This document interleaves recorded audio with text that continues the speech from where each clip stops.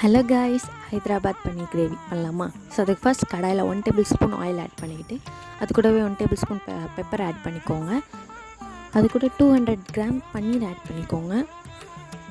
So அதுக்காக தேவையான அளவு கொஞ்சமாக உப்பு ஆட் பண்ணி நல்லா ஃப்ரை பண்ணி எடுத்துக்கோங்க.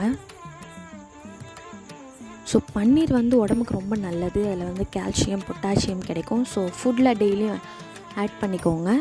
அண்ட் அதே கடாயில் கொஞ்சமாக ஆயில் விட்டுட்டு 2 பட்டை, 2 சின்ன கிராம்பு ஆட் பண்ணி நல்லா பொரிஞ்சதுக்கப்புறமேட்டுக்கா 2 மீடியம் சைஸ் வெங்காயம் ஆட் பண்ணி நல்லா ஃப்ரை பண்ணி எடுத்துக்கோங்க ஒரு 2 மினிட்ஸ்.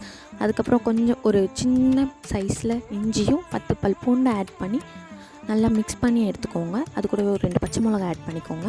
ஒரு 2 to 5 மினிட்ஸில் அது கொஞ்சம் கோல்டன் ப்ரௌன் ஆனதுக்கப்புறம் ஒரு கைப்பிடி புதினா, ஒரு கைப்பிடி கொத்தமல்லி ஆட் பண்ணிக்கோங்க. ஆட் பண்ணி கொஞ்சம் நல்லா வதங்கினதுக்கப்புறமேட்டுக்கா ஆறுனதுக்கப்புறம் மிக்ஸி ஜாரில் ஆட் பண்ணி நல்லா கிரைண்ட் பேஸ்ட்டாக அரைச்சி எடுத்துக்கோங்க. அண்ட் ஒரு கடாயில் ஆயில் விட்டுட்டு கொஞ்சமாக ஜீரகம் ஆட் பண்ணிட்டு நம்ம மிக்சியில் ஜாரில் அரைச்சி வச்சுருக்க அந்த பேஸ்ட்டை ஆட் பண்ணிக்கோங்க. அதை ஆட் பண்ணி ஒரு 2 மினிட்ஸ் இல்லைனா 3 மினிட்ஸ் நல்லா வதங்கினதுக்கப்புறம் ஒரு கப் ஆஃப் கர்ட் ஆட் பண்ணிக்கோங்க. தயிர் ஆட் பண்ணிக்கிட்டு அதையும் நல்லா மிக்ஸ் பண்ணி விட்டுட்டிங்கன்னா அது கூடவே 1 டேபிள் ஸ்பூன் பெப்பர், கொஞ்சமாக மஞ்சள் தூள், 1 tablespoon garam masala, 1 tablespoon homemade chilli powder, கொஞ்சமாக உப்பு ஆட் பண்ணி நல்லா மிக்ஸ் பண்ணி விட்டுக்கோங்க. கொஞ்சமாக தண்ணி ஆட் பண்ணி கொதிச்ச உடனே நம்ம ஃப்ரை பண்ணி வச்சுருக்க அந்த பன்னீர் ஆட் பண்ணதுக்கப்புறமேட்டுக்கா கொஞ்சம் 2 மினிட்ஸ் நல்லா கொதிக்க விட்டுட்டு கொத்தமல்லி போட்டு இறக்கிட்டிங்கன்னா டேஸ்ட்டான ஹைதராபாத் பன்னீர் கிரேவி ரெடி.